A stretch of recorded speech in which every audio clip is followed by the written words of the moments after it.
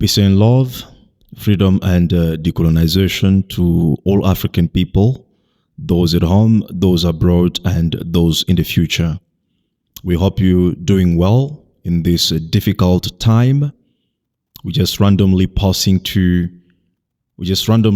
to greet you and to wish you peace from the African Continental Unity Party.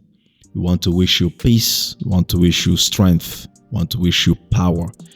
In this terrible time we are going through, the price of commodities is going up, the price of consumable, the price of fuel and all the consumables is going up.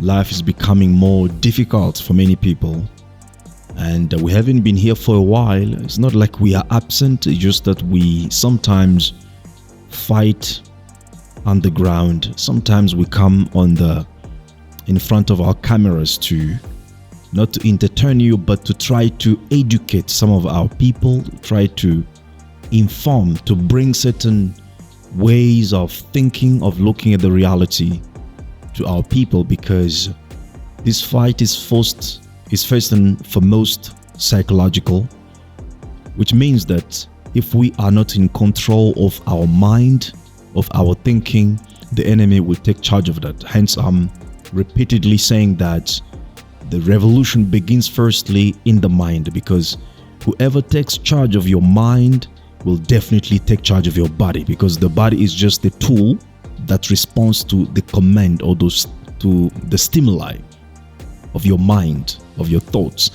So if you are not in control of your thoughts, of your mind, then your mind has to be in control of something else, of the propaganda of your enemy, and it's gonna just make your body the tool of your self-oppression and the tool that will be used to oppress your people. That's the reason why we have to be always aware, always conscious, meaning to question every thought that crosses our mind. All the actions that we do have to be generated from our own thoughts. Otherwise, we are just responding to stimuli that have been put or injected in our mind by the enemy. So we are living in that very same time whereby the propaganda is very powerful. They try to play with our minds, they try to plant ideas in our mind, they try to control our thoughts. In the process, they try to control our lives. But you, as an African person, it's your responsibility to stay awake, to stay vigilant, to understand, most importantly, where lies the interest of African people. That's how you solve all these things. Where lies the interest of African people? And currently, what is the most important thing for us as African people? Is it money? Is it democracy? Is it relationship with other nations? Is it World Cup victory? What is it really? And if you think about it, you will realize that the most important thing to all of us as African people is the liberation and emancipation of Africa. That is the first agenda that we all have to pursue. So again, the world is really an interesting place as we're speaking right now. Propaganda, lies, war, destruction of other people's ways of life, so forth and so on. And what is interesting about it is that all these things are done in the name of democracy. For example, when you talk about the war in Iran, in the Middle East, actually, the war between Iran against Israel and the United States of America, all these things done in the name of democracy. And what is also interesting is that Americans are lucky. Somebody said that Americans are lucky because everywhere they go to bring democracy, they always find oil, and they always find diamonds, they always find wealth. They don't bring democracy in deserts, in places where there's no oil, there's no resources. Isn't that interesting?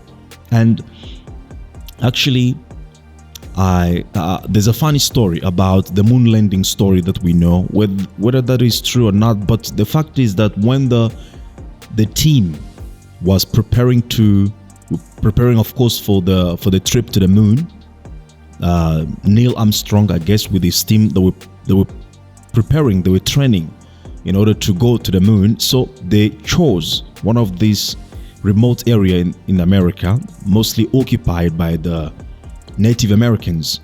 So as they were training, this old guy, Native American, came to them and inquired what they were doing. They told him that we are preparing, we are training for the moon landing. We are going to the moon. So the old man asked them, we have spirits of our people there in the moon.